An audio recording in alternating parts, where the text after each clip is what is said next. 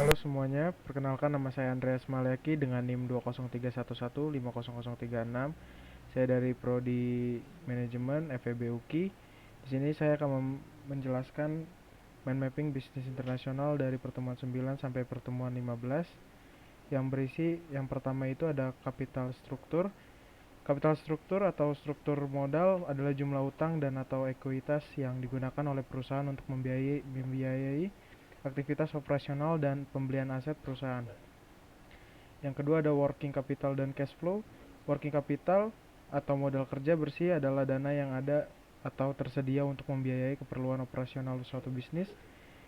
Menurut Munawir 2010 mencetuskan tiga konsep working capital yang biasanya digunakan dalam perusahaan, yaitu yang pertama satu konsep kuantitatif berfokus pada kuantum untuk mencakupi kebutuhan perusahaan dalam membiaya operasionalnya. Sifatnya rutin dan menunjukkan jumlah dana yang ada bertujuan untuk jangka pendek. Yang kedua ada konsep kualitatif berfokus pada kualitas modal kerja. Yang ketiga konsep fungsional berfokus pada fungsi dana dalam rangka menghasilkan laba dari perusahaan. Berikutnya ada cash flow atau laporan arus kas adalah laporan keuangan untuk melacak setiap pemasukan atau cash inflow dan pengeluaran atau cash outflow, sehingga menghasilkan adanya pencatatan cash flow adalah guna mendokumentasikan apa saja transaksi pengeluaran yang dilakukan perusahaan dan dari mana saja perusahaan dapat pemasukan. Yang berikutnya ada capital budgeting. Capital budgeting adalah suatu proses lengkap dalam menganalisa proyek dan menentukan proyek yang termasuk dalam suatu anggaran modal. Manfaat dari capital budgeting adalah agar dapat mengetahui keperluan pendanaan secara lebih rinci. Hal itu karena dana yang terikat dalam jangka waktu lebih dari 1 tahun. Dengan begitu perusahaan dapat meminimalisir adanya over investment atau under investment. Yang berikutnya ada currency risk.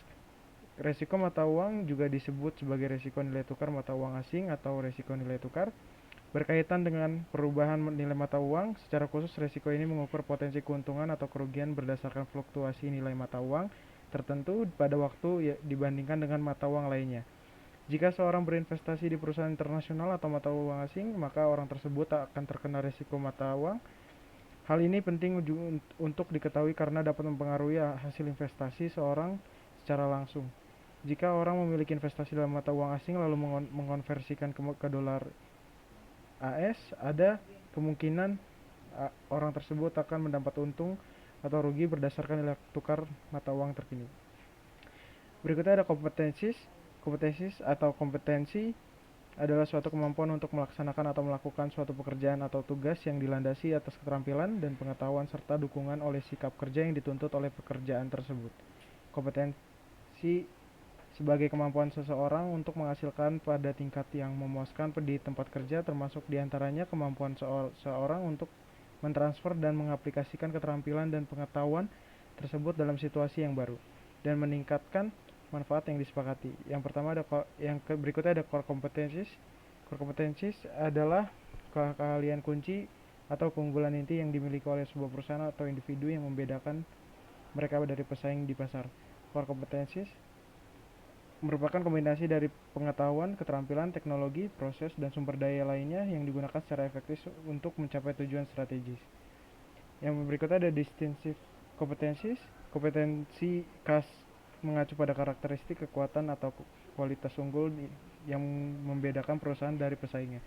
Kualitas khas ini dapat berupa apa saja: inovasi, keterampilan desain teknologi, pengenalan nama, pemasaran, tenaga kerja, kepuasan pelanggan, atau bahkan menjadi yang pertama masukin pasar. Yang berikutnya ada company competitive advantage.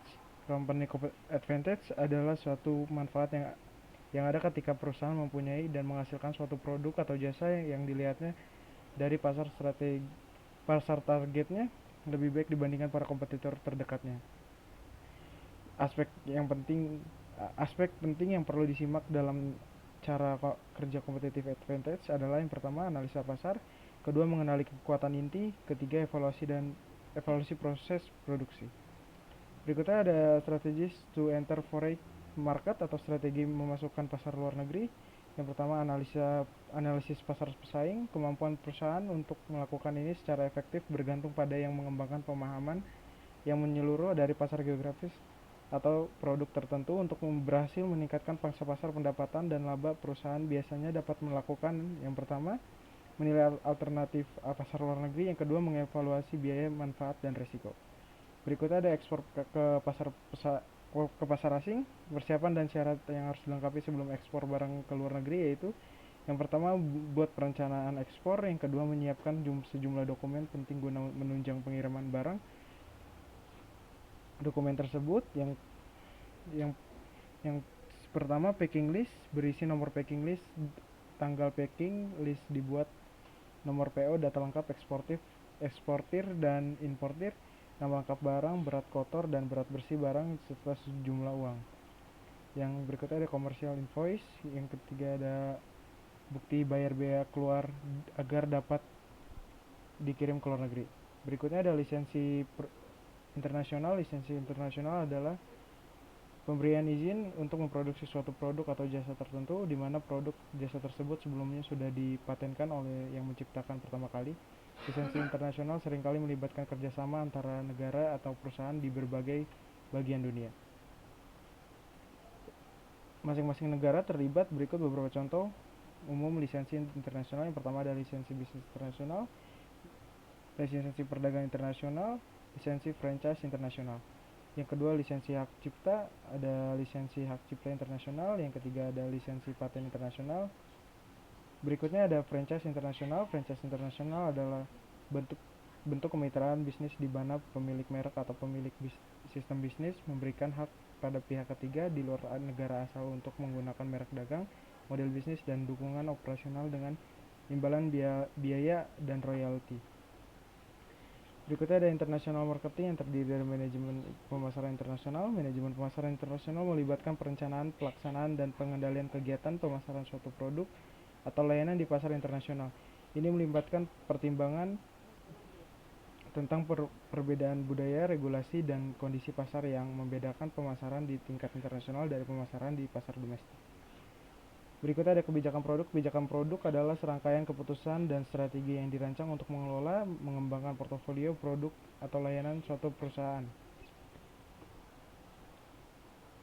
Berikut adalah beberapa elemen utama kebijakan produk. Yang pertama, pengembangan produk atau menentukan strategi. Yang kedua, pendefinisian produk. Yang ketiga, penentuan barang. Yang keempat, strategi penempatan pasar. Yang kelima, branding. Yang keenam, inovasi produk. Yang ketujuh, pengelolaan kualitas. Berikutnya ada masalah penetapan harga dan keputusan. Penetapan harga adalah salah satu keputusan strategis penting dalam manajemen pemasaran suatu produk atau layanan. Beberapa masalah umum yang terkait dengan penetapan harga dan keputusan melibatkan berbagai faktor strategi dan pertimbangan. Keputusan penetapan harga memerlukan pemahaman mendalam tentang pasar, pesaing, dan kebutuhan konsumen. Penting untuk terus memantau dan mengevaluasi keputusan penetapan harga secara berkala untuk menyesuaikan strategi sesuai dengan perubahan kondisi pasar dan bisnis. Berikut adalah beberapa keputusan yang perlu dipertimbangkan dalam konteks penetapan harga. Yang pertama, tujuan penetapan harga. Yang kedua, analisis biaya yang terkait dengan produksi. Yang ketiga, mengukur sejauh mana pentingnya produk oleh konsumen. 4. Menganalisis pola permintaan pasar, menyesuaikan strategi berdasarkan kondisi permintaan dan penawaran. Yang kelima, strategi diskon dan promosi untuk mendukung strategi penetapan harga. Berikutnya itu ada masalah promosi dan keputusan. Promosi berperan aktif dalam memperkenalkan, memberitahukan, dan mengingatkan kembali keunggulan produk maupun jasa agar mendorong konsumen untuk memilih atau menggunakan produk maupun jasa tersebut. Berikutnya itu ada masalah distribusi dan keputusan. Umumnya bisnis distribusi memiliki sistem manajemen agar proses bisnis menjadi optimal. Dengan skala perusahaan yang beragam, bisnis distribusi ada yang di sistem distribusi sederhana dan ada juga yang kompleks. Berikutnya ada International Operation Management atau manajemen operasi internasional. Sifat dasar manajemen operasi internasional. Yang pertama, keragaman kultural. Manajemen operasi internasional harus menangani keragaman budaya di antara berbagai negara. Perbedaan bahasa, norma bisnis, etika kerja, dan praktik manajemen dan dapat mempengaruhi cara operasi di bisnis diatur. Yang kedua, perbedaan hukum dan regulasi. Setiap negara memiliki sistem hukum dan regulasi yang unik. Manajemen operasi internasional harus memahami dan mematuhi peraturan lokal, perizinan, serta standar bisnis yang berlaku di setiap pasar. Yang ketiga ada fluktuasi mata uang. Perubahan nilai tukar mata uang dapat mempengaruhi biaya produksi, harga jual, dan profitabilitas. Yang keempat, keterlibatan pemerintah. Interaksi dengan pemerintah dan otoritas regulasi di berbagai negara adalah bagian dari manajemen operasional internasional. Yang kelima, pengelolaan rantai pasok global. Rantai pasok internasional melibatkan koordinasi antara berbagai pihak termasuk pemasok, produsen, distributor, dan retailer di berbagai negara. Berikutnya ada manajemen produksi. Tujuan utama dari manajemen produksi adalah untuk menciptakan produk atau layanan dengan menggunakan sumber daya yang efisien dan efektif. Beberapa aspek utama dari manajemen produksi melibatkan yang pertama perencanaan produksi, kedua penyusunan jadwal produksi, yang ketiga pemilihan proses produksi, yang keempat manajemen inventaris, yang kelima pemilihan pemasok, manajemen kualitas. Yang berikutnya ada operasi jasa internasional. Manajemen operasi jasa internasional mencakup perencanaan, pengorganisasian, dan pengendalian aktivitas yang terkait dengan penyediaan layanan di pasar internasional. Berikut adalah beberapa aspek utama yang terkait dengan operasi internasional. Yang pertama ada karakteristik dasar, yang kedua manajemen hubungan pelanggan, yang ketiga pelatihan karyawan, yang keempat manajemen risiko layanan. Yang berikutnya ada mengelola produktivitas dalam bisnis internasional. Berikut adalah beberapa strategi yang dapat membantu dalam mengelola produktivitas dalam konteks bisnis internasional. Yang pertama ada analisis lingkungan kerja global, yang kedua teknologi dan otomasi, yang ketiga peningkatan keterampilan dan pelatihan, yang keempat penyesuaian kebijakan perusahaan. Yang berikutnya ada kualitas dalam bisnis internasional. Mengelola kualitas dalam bisnis internasional bukan hanya tentang memastikan produk atau layanan memenuhi standar, tetapi juga tentang menciptakan budaya kualitas di seluruh organisasi. Kualitas yang baik dapat menjadi keunggulan bersaing di pasar internasional yang semakin kompetitif. Berikut adalah beberapa strategi untuk mengelola kualitas dalam bisnis internasional. Yang pertama, pahami kebutuhan dan preferensi pelanggan lokal. Yang kedua, adopsi standar internasional. Yang ketiga, penerapan sistem manajemen kualitas. Yang keempat, audit dan sertifikasi eksternal. Yang kelima, pelatihan karyawan dalam kualitas.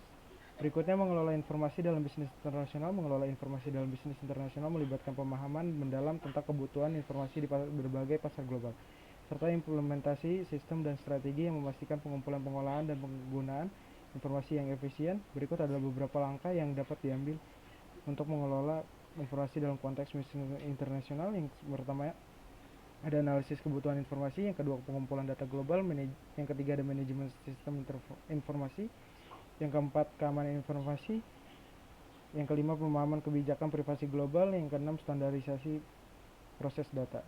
Berikutnya ada international human capital management atau manajemen sumber daya manusia internasional. Yang sifat manajemen sumber daya manusia internasional, berikut adalah beberapa sifat manajemen sumber daya manusia internasional. Yang pertama, keterlibatan dalam hukum dan regulasi internasional. Yang kedua, manajemen mobilitas karyawan. Yang ketiga, fleksibilitas dan adaptasi. Berikutnya, kebutuhan si staff manajerial internasional. Manajemen internasional merupakan staff manajerial yang memiliki keterampilan, pengetahuan, dan pemahaman tentang operasi bisnis di tingkat global. Berikut adalah beberapa kebutuhan dan karakteristik kunci untuk staff manajerial internasional. Yang pertama, kemampuan berbahasa. Yang kedua, pemahaman tentang pasar global. Yang ketiga, kemampuan analisis global.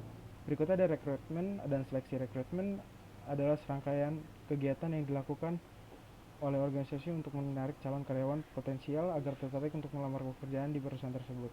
Langkah yang dilakukan pada rekrutmen yaitu yang pertama mengidentifikasi posisi yang dibutuhkan tenaga kerja, yang kedua menyebarkan lowongan melalui web perusahaan atau media sosial, yang ketiga menyeleksi calon tenaga kerja.